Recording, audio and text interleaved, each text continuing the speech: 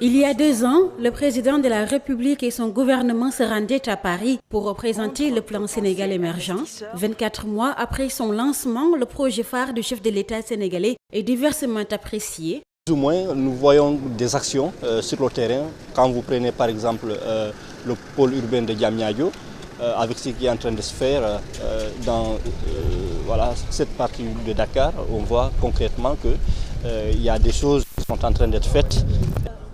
Pour cet étudiant à la FASEG, les Sénégalais doivent s'approprier le plan Sénégal émergent et éviter de tomber dans les pièges des politiques. Que ce soit la beauté d'un plan, c'est seulement lorsque la population va en faire une affaire de soi, n'est-ce pas, que ce plan-là va réussir.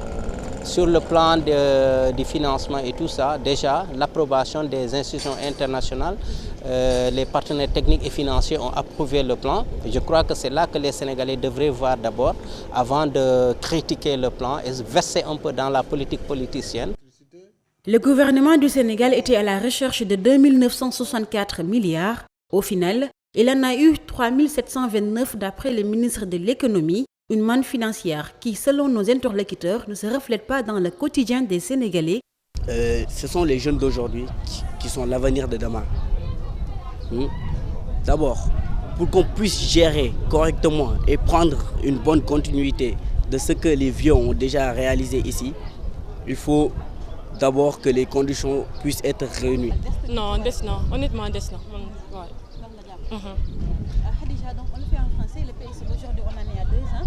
Est-ce que vous ressentez les retombées dans votre quotidien? Non, pas tellement, parce que les courants sont toujours chers.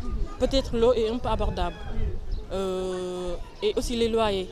Les loyers sont tellement chers que pour trouver un bon endroit pour vivre, il faut payer trop cher.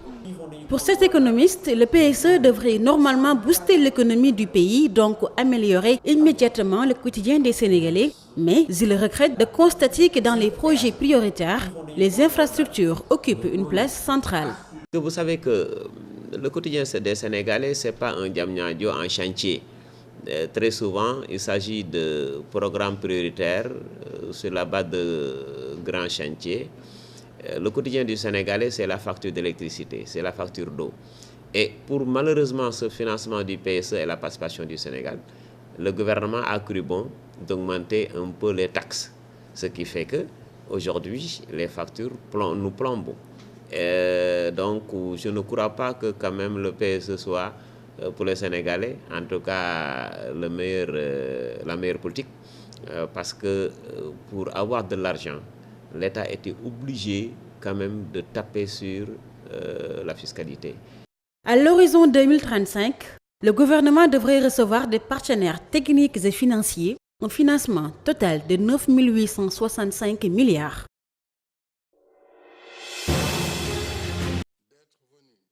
Deux ans après le groupe consultatif de Paris le 24 février 2014, le Sénégal est à un taux de mobilisation de 82,5% des engagements financiers des bailleurs de fonds. Sur les 3 729 milliards de francs CFA promis, 3 077 sont déjà acquis. Au total, 319 conventions ont été signées. Dans une fiche d'information de la Direction générale des finances, ces sommes sont réparties par secteur. La part belle est revenue aux infrastructures de transport avec plus de 800 milliards de francs CFA. Cela peut s'expliquer par les grands projets lancés dans ce domaine, notamment l'autoroute à péage Thiès-Touba, le prolongement de l'autoroute Dakar-Diamniadio qui désormais va jusqu'à Mbour en passant par l'aéroport international Blaise Diagne de Diass. Toujours dans le cadre des infrastructures de transport, il y a le prolongement de la VDN, le projet du train express régional qui va rallier Dakar à Diamniadio. En ce qui concerne l'agriculture, sa part dans le PSE est de plus de 500 milliards de nos francs. Le troisième secteur qui a plus bénéficié des ressources mobilisées dans le financement des projets du plan Sénégal émergent est l'énergie. Dans le PSE, la question énergétique est considérée comme priorité. 516,842 milliards de francs CFA ont été déjà alloués à ce secteur. Par ailleurs, les conventions de financement déjà conclues dans l'hydraulique et l'assainissement sont de 347 milliards de francs CFA. Quant à la santé et la protection sociale, elles ont bénéficié de 3 184 milliards de nos francs. Les secteurs de l'éducation et de la formation, de l'environnement et les télécommunications ont respectivement 160,824 milliards de francs CFA, 86,598 milliards et 39,987 milliards. Le programme national d'autosuffisance en riz et la restructuration de la filière arachide font partie des leviers pour l'émergence. Au total, le PSE comporte 17 réformes phares pour atteindre un taux de croissance de 7% tel que fixé dans ce plan à l'horizon 2018. Des changements s'imposent. L'échéance du PSE est pour 2035.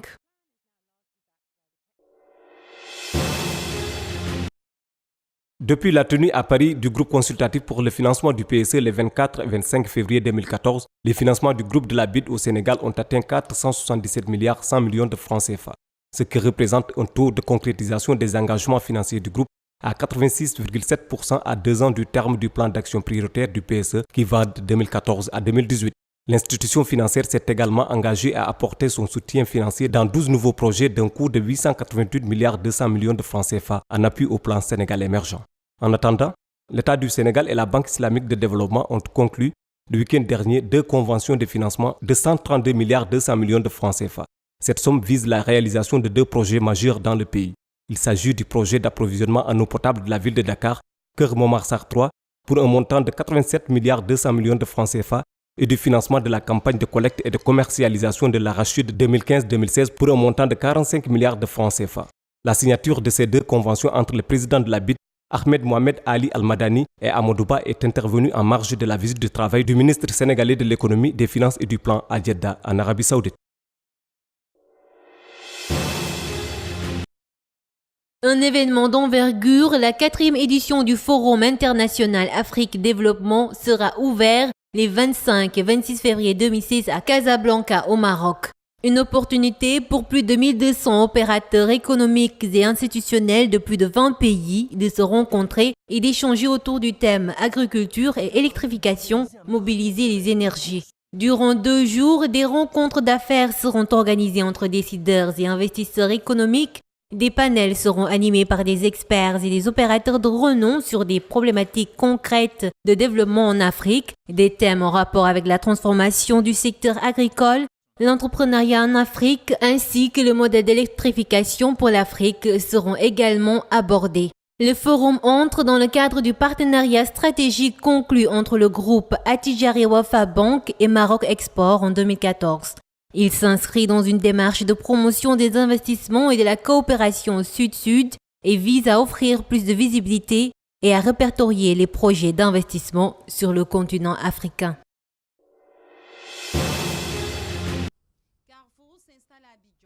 En pleine transformation, l'Afrique sera bientôt l'un des centres de gravité de la croissance mondiale. Industriels, distributeurs de marques et ingénieurs télécoms s'intéressent de plus en plus à ses consommateurs parmi les plus jeunes de la planète. Beaucoup de grands groupes internationaux, sentant le vent du changement, investissent en Afrique et parient sur l'explosion prochaine de la consommation. L'industrie cinématographique africaine se positionne de près à l'élite mondiale, surtout chez les Nigérians et les Burkinabés, avec des films mettant en scène la middle class africaine. Cette classe moyenne émergente, dont les économistes prédisent l'essor spectaculaire dans les prochaines décennies, pourrait représenter à l'horizon 2030 une masse de 1 milliard de consommateurs selon Capital.fr. Les plus optimistes prévoient que l'accroissement de cette classe moyenne, qui vit aujourd'hui avec un peu plus de $10 par jour, devrait générer près de 1 000 milliards de dollars de consommation supplémentaire en 2040, sans intégrer la part de l'économie informelle qui complète souvent et de façon substantielle les revenus des Africains.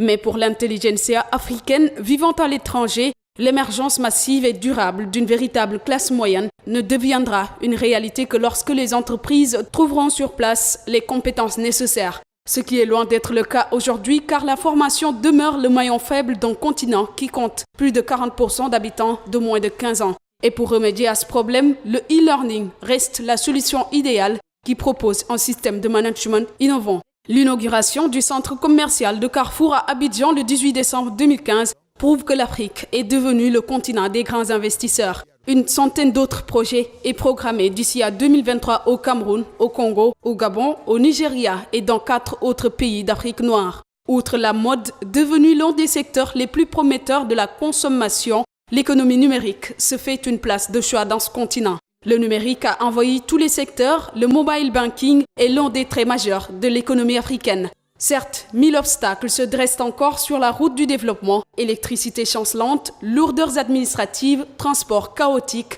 mais cette économie de la débrouille peut, en contrepartie, favoriser la créativité et les opportunités de business et permettre aussi l'émergence de modèles économiques inédits.